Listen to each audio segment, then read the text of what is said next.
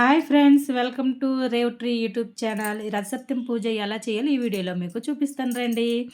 First అల్లుకొని పద్మ ముగ్గు వేసుకొని తులసి కోట అనేది పెట్టుకోవాలి. పెట్టుకున్న తర్వాత తులసి పూజ అనేది యథావిధిగా చేసుకోవాలి. తులసి కోట లేని వాళ్ళు నార్మల్గానే పూజ చేసుకోవచ్చు.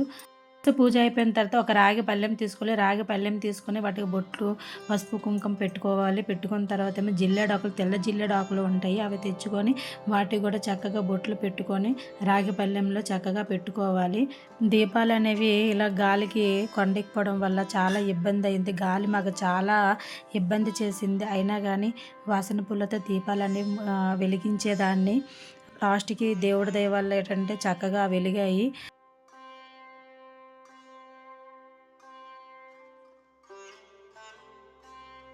భగవానికి ఎంతో ప్రీతికరమైనవి గోధుమలు అంటే చాలా ఇష్టము. ఆ గోధుమలు అనేవి తెచ్చుకొని అవి మూడు మూడు గుప్పెట్లు అనేవి వేసుకోవాలి. రాగి పళ్ళెంలో వేసుకున్న తర్వాత ఇక్కడ చూపిస్తున్నట్టు 3 గుప్పెట్లు గోధుమలు అనేవి తీసుకోవాలి. తీసుకొని వాటిపైన పసుపు, కుంకుమ వేయాలి. గోధుమలు సూర్యభగవానికి ఎంతో ఇష్టమైనవి. పసుపు, కుంకుమ వేయాలి గోధుమల పైన. పసుపు, కుంకుమ వేసిన తర్వాత మట్టి ప్రమిద అనేది పెట్టుకోవాలి. మట్టి ప్రమిద పెట్టుకుని మట్టి ప్రమిద కూడా చుట్టూ పసుపు, కుంకుమ పెట్టుకోవాలి. పెట్టుకున్న తర్వాత ఈ ఒత్తులు అనేవి 12 అంటే 2 కలిపి 7 ఒత్తులు చేయాలి. విడివిడిగానే పెట్టుకోవచ్చు, లేదనంటే ఆ 7 ఒత్తులు అనేవి కలిపి ఒక ఒత్తిగానే పెట్టుకోవచ్చును. సో నేను ఏంటంటే 7 ఒత్తులు అంటే ఈ 2 కలిపి 7 ఒత్తులు నేను తీసుకున్నాను. అక్కడ విడివిడిగా పెట్టను కావద్దు, మాకు గాలి చాలా ఇబ్బంది పెడుతుంది. అందుకని అన్ని ఒత్తులు కలిపి ఒక ఒత్తిగా చేసేసి నువ్వుల నూనె లేదనంటే నెయ్యి వేసుకుంటేనే మంచిది. నాకు నువ్వుల నూనె, నా దగ్గర నువ్వుల నూనె నేను నువ్వుల నూనె వేసుకున్నాను. నువ్వుల నూనె వేసుకున్న తర్వాత ఈ దీపం అనేది హస్బెండ్ మాత్రమే వెలిగించాలి. అది హస్బెండ్ వెలిగిస్తేనే ఇంట్లో అందరికీ చాలా మంచిది.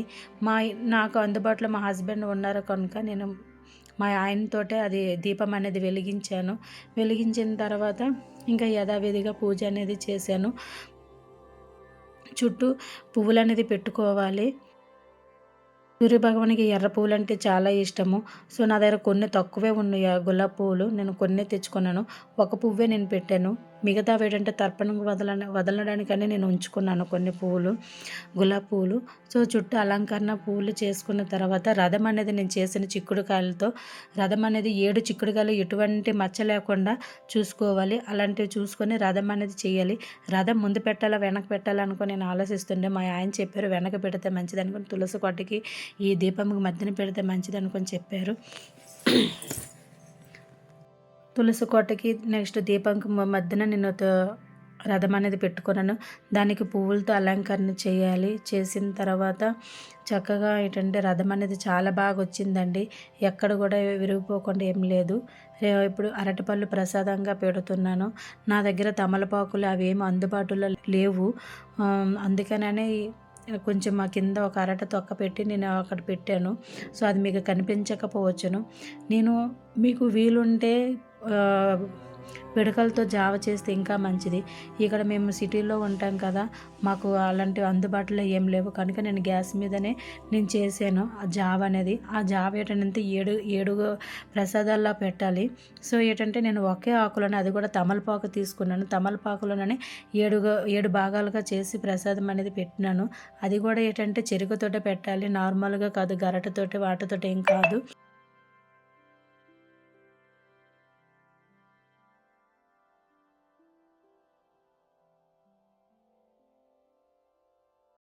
రేగిపళ్ళు అందుబాటులో లేవు. అందుకనే ఏంటంటే చక్కగా వడపప్పు అనేది ఉంటుంది. వడపప్పు మంచిగా అది నానబెట్టుకొని దేవుడిగా ప్రసాదంగా వడపప్పు అనేది పెట్టుకుంటాను. 7 భాగాలుగా చేసి వడపప్పు అనేది పెట్టాను ప్రసాదంతో. రేగిపళ్ళు పెడితే ఇంకా మంచిది, కానీ నా దగ్గర రేగిపళ్ళు అనేవి లేవు, అందుబాటులో లేవు. అందుకని నేను అవి పెట్టలేదు. అలాగే చెరుకు గడున 7 ముక్కలు చేసి ప్రసాదంగా పెట్టాలి. చెరుకు గడలు అనేవి 7 ముక్కలు చేసి ప్రసాదంగా పెట్టాలి. సో సూర్యభగవానునికి ఎంతో చాలా ఇష్టమైనవి ఇవి. రేగిపళ్ళు ఉంటే ఇంకా మంచిది, కానీ నా దగ్గర రేగిపళ్ళు లేవు. ఇంకా ధూపం అనేది ఇస్తున్నాను.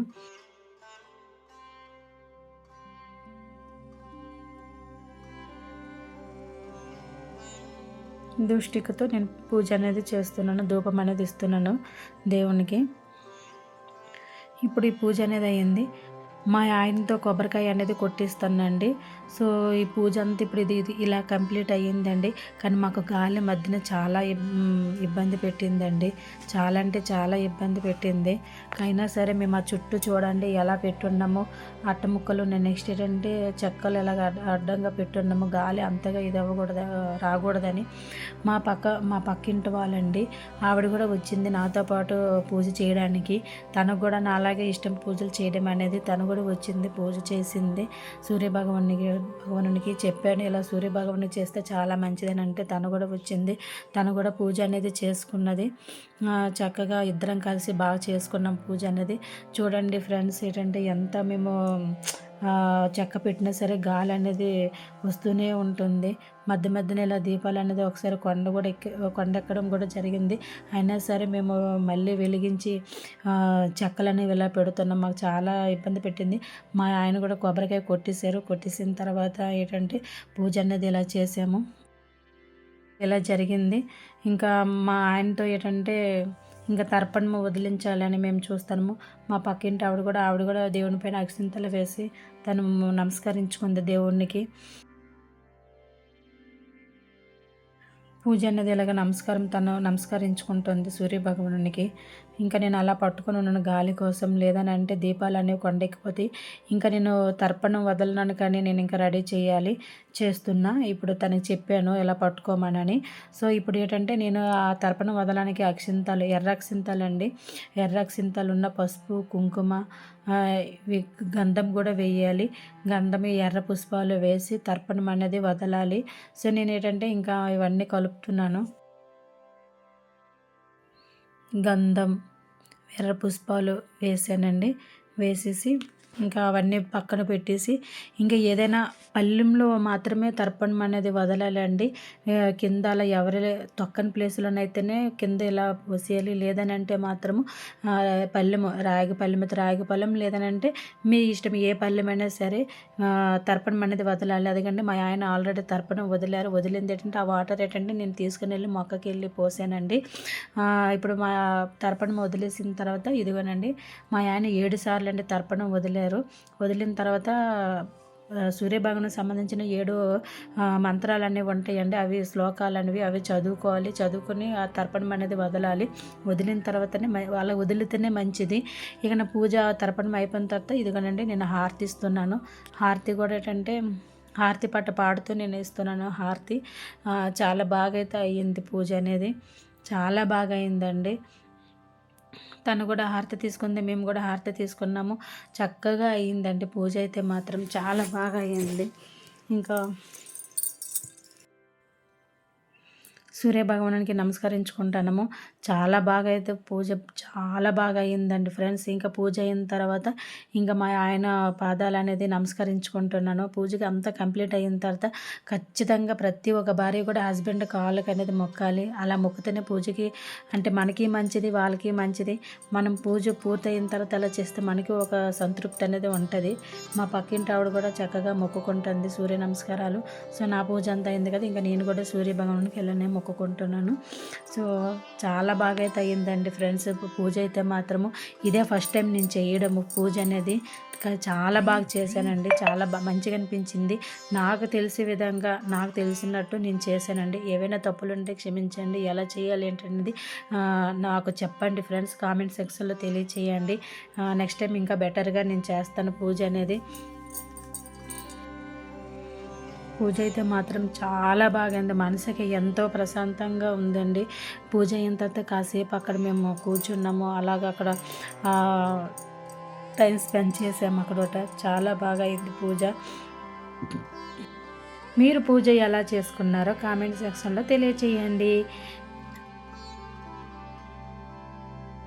ఓం శ్రీ సూర్యనారాయణ నమః. ఓం శ్రీ సూర్యనారాయణ నమః. ఓం శ్రీ సూర్యనారాయణ నమః.